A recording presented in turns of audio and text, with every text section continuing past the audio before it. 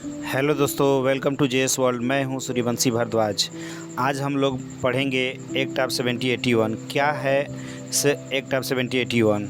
सन 1773 ईस्वी में ब्रिटिश सरकार द्वारा एक एक्ट पारित किया गया जिसे रेगुलेटिंग एक्ट ऑफ 1773 के नाम से जाना जाता है। यह अधिनियम कंपनी को रेगुलेट करने के लिए लाया गया था, किंतु इसमें कुछ कमियां थी जिसको दूर करने के लिए एक्ट ऑफ 1781 लाया गया था। क्या है एक्ट ऑफ 1781 और इसका उद्देश्य? रेगुलेटिंग ऑफ एक्ट में अनेक दोष थे जिन्हें दूर करना आवश्यक था। उस समय परिषद और सर्वोच्च न्यायालय के मध्य विवाद बना हुआ था कि दोनों में सर्वोच्च कौन है, अतः इन विवादों का निपटारा जरूरी था।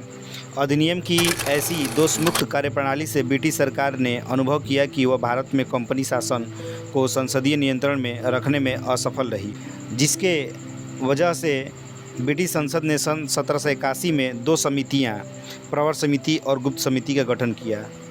प्रवर समिति का अध्यक्ष एडमंड बर्ग को बनाया गया और इनके अध्यक्षता में भारत में न्याय व्यवस्था, उच्चतम न्यायालय तथा सर्वोच्च परिषद के संबंधों की जांच करने का कार्य सौंपा गया तथा दूसरी समिति जो गुप्त समिति थी, जिसका अध्यक्ष डंडांस को बनाया गया, इनका कार्य था कि भारत में कंपनी के कार्य प्रणालियों को गुप्त तरीके से ब्रिटिश सम्राट तक पहुंचाया जाए।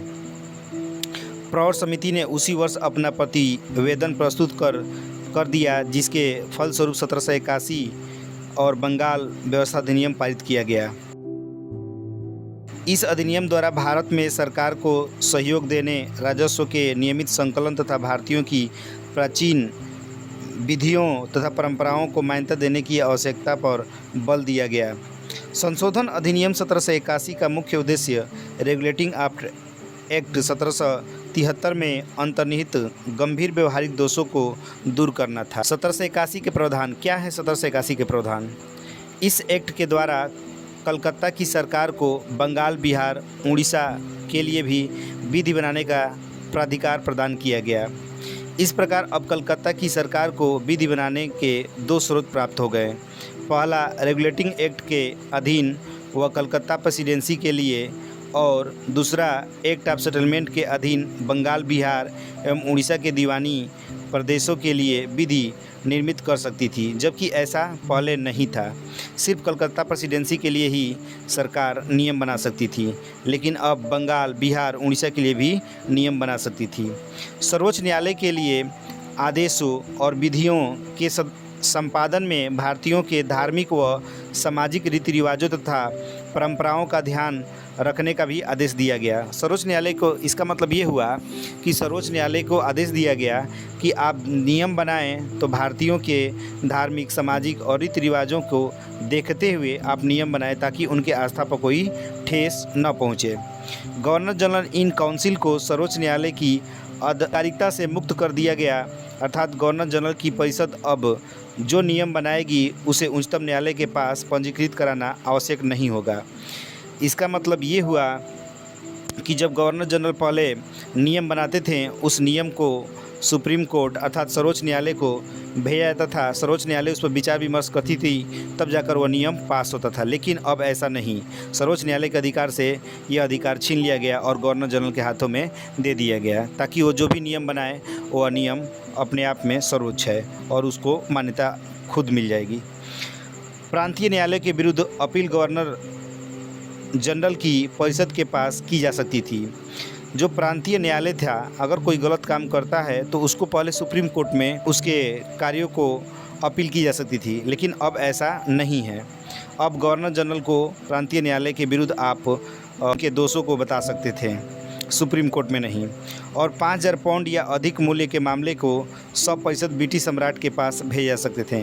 5000 से अधिक पाउंड के मामले जो हैं वो सीधे ब्रिटिश सरकार को सौंपी जा सकती थी।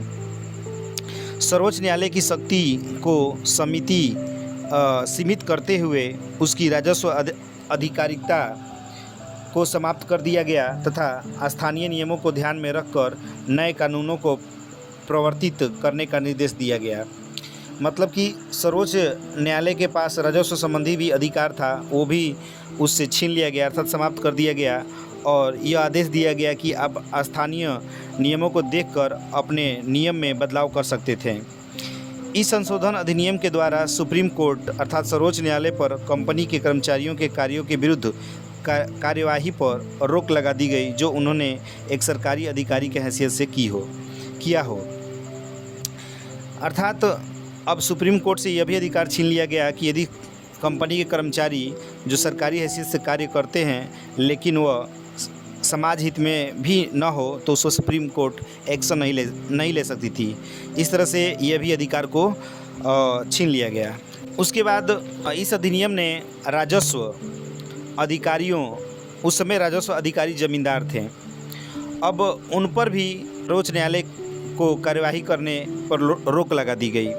मतलब उस समय जो जमींदार थे, राजस्व अधिकारी थे, उन पर भी अब सुप्रीम कोर्ट कार्यवाही नहीं कर सकता था।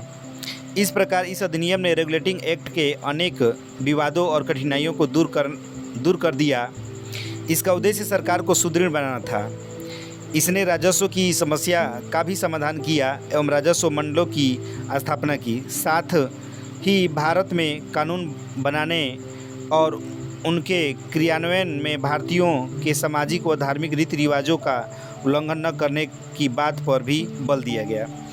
इस अधिनियम में सरकार भारतीय परंपराओं और रीति रिवाजों की बात करती है। इसका मतलब ये कतई नहीं है कि वो भारतीयों के प्रति उदारवादी विचारधारा को रखती है। ब्रिटिश सरकार की मंशा साफ थी कि वह अपने इस अधिनियम के जरिए जो थोड़ा सा ढील दे रही थी, वह भारत में अधिक दिनों तक सत्ता कायम रखने के लिए ये सब कर रही थी। आज के लिए इतना ही। धन्यवाद।